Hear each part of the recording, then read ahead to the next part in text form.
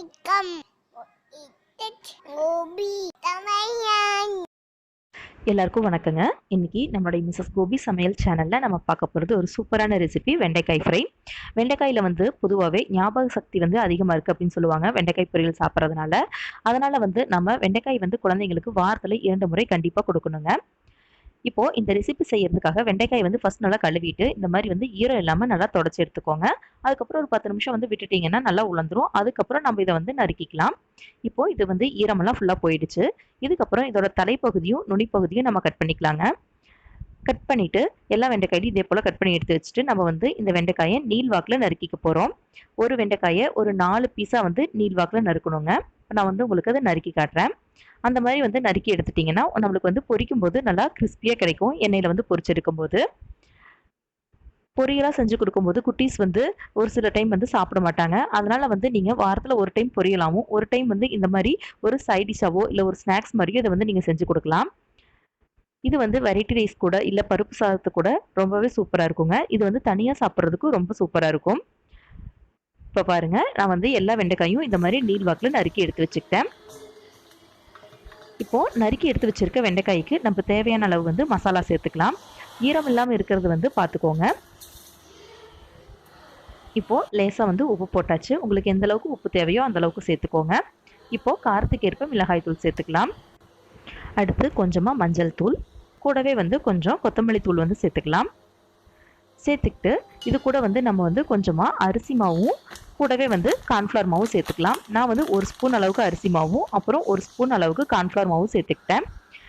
அரிசி மாவு சேர்க்கும்போது நம்மளுக்கு வந்து நல்லா மொறுமொறுப்பாக கிடைக்குங்க. இப்போது இது கூட 1 டீஸ்பூன் அளவுக்கு வந்து எலுமிச்சம்பழ சாறு சேர்த்துக்கலாம். அதோட புளிப்பு டேஸ்ட் வந்து நம்மளுக்கு இந்த வெண்டைக்காய் கூட சேரும்போது டேஸ்ட் வந்து ரொம்பவே நல்லாயிருக்கும். இப்போது இதெல்லாம் சேர்த்துட்டு நல்லா இந்த மாதிரி பிசறி விடுங்க. அதாவது நீங்கள் வந்து தண்ணி ரொம்ப அதிகமாக தெளித்து பிசைஞ்சிட்டிங்கன்னா உங்களுக்கு வந்து எண்ணெயில் பொரிக்கும் போது ரொம்ப எண்ணெய் இழுத்துரும் வெண்டைக்காய் ஃப்ரையில். அதனால் உங்களுக்கு வந்து தேவைப்பட்டால் மட்டும் இதோ பாருங்கள் 1 ஸ்பூன் அளவுக்கு தான் நான் வந்து தண்ணி சேர்த்துருக்கேன். ஏன்னா அந்த மசாலா பவுடரெல்லாம் வந்து அடியே பவுடர் ஃபார்ம்லேயே நின்றுச்சு. இந்த மாதிரி நம்ம லைட்டாக தண்ணி தெளித்து விட்டு பிசறி விடும்போது அது வந்து வெண்டைக்காய் கூட நல்லா ஒட்டி வந்துருங்க. அதுக்காகத்தான் லைட்டாக தண்ணி சேர்த்துக்கிட்டேன். நீங்கள் வந்து ஃபஸ்ட்டு இந்த மாதிரி உங்களுக்கு ஒட்டலைன்னா மட்டும் இந்த மாதிரி தண்ணி சேர்த்துக்கோங்க. இப்போது கடாயில் வந்து பொரிக்கிறதுக்கு தேவையான அளவு எண்ணெய் விட்டு சூடு பண்ணிக்கலாம். எண்ணெய் வந்து நல்லா சூடானதுக்கப்புறம் நம்ம வந்து வெண்டைக்காய் வந்து அதில் போட்டு பொரிச்சு எடுத்துக்கலாங்க. வெண்டைக்காய் போடும்போது வந்து எண்ணெய் வந்து நல்லா சூடாக இருக்கட்டும். ஆனால் போட்டு முடிச்சதுக்கப்புறம் அதை வந்து ஒரு மீடியம் ஃப்ளேமில் வந்து வச்சுக்கோங்க. அப்போ தான் வெண்டைக்காய் வந்து நல்லா குக் ஆகி வரும். இல்லைன்னா மேலே இருக்கிற மசாலா மட்டும் கருகிரும். அப்புறம் வெண்டைக்காய் வந்து நம்மளுக்கு கிறிஸ்பியாக குக் ஆகி வராது. இப்போ வெண்டைக்காயெல்லாம் சேர்த்ததுக்கப்புறம் நீங்கள் வந்து மீடியம் ஃப்ளேமில் வச்சுக்கோங்க. வச்சுக்கிட்டு இதை வந்து லைட்டாக வந்து பரட்டி விடுங்க. உடனே வந்து நம்ம வந்து கரண்டி வச்சு பரட்டக்கூடாது. நம்ம அப்படி பரட்டும் போது மசாலா வந்து கலந்து வர ஆரம்பிச்சிடும். அதனால் வந்து போட்டு ஒரு 10 செகண்ட் 20 செகண்ட் விட்டுட்டு அதுக்கப்புறம் வந்து இந்த மாதிரி லைட்டாக திருப்பி விடுங்க. இப்போ எல்லா பக்கமும் வந்து ஒரே போல் வெந்து வந்ததுக்கப்புறம் நம்ம வந்து இதை வந்து எண்ணெயிலேருந்து எடுத்துக்க போகிறோம். இப்போ பாருங்கள், நல்லா கொதி அடங்கிருச்சு. இந்த டைமில் இதை வந்து நம்ம எண்ணெயிலேருந்து எடுத்துக்கலாம். அவ்வளோதாங்க, நம்மளுடைய சூப்பரான சுவையான வெண்டைக்காய் ஃப்ரை வந்து ரெடி ஆயிடுச்சு. இந்த ரெசிபி வந்து கண்டிப்பாக நீங்கள் வந்து ட்ரை பண்ணி கொடுங்க. குட்டீஸ்க்கு எல்லாத்துக்கும் ரொம்ப பிடிக்கும்.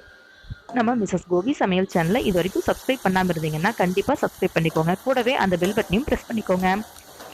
இப்போது மீதம் இருக்க எல்லா வெண்டைக்காயும் நான் அதே போல் பொரிச்சு எடுத்துட்டேங்க. அவ்வளோதான், இதை வந்து நம்ம என்ன சாப்பிட்டு பார்க்கலாம். நல்லா மொறுமொறுப்பாக இருக்குங்க பார்த்தாவே.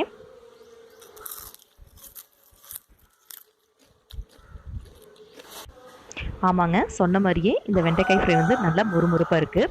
கண்டிப்பாக இது வந்து வீட்டில் இருக்கிற எல்லாருக்கும் ரொம்ப பிடிக்கும். இந்த ரெசிபி வந்து ட்ரை பண்ணி பார்த்துட்டு எப்படி இருந்துச்சு அப்படிங்கிறத மறக்காமல் கமெண்ட்டில் தெரியப்படுத்துங்க. நம்ம மிஸ்ஸஸ் கோபி சமையல் சேனலை இது வரைக்கும் சப்ஸ்கிரைப் பண்ணலைன்னா கண்டிப்பாக சப்ஸ்கிரைப் பண்ணிக்கோங்க. கூடவே அந்த பெல் பட்டனையும் ப்ரெஸ் பண்ணிக்கோங்க. ரொம்ப நன்றி. தேங்க்யூ.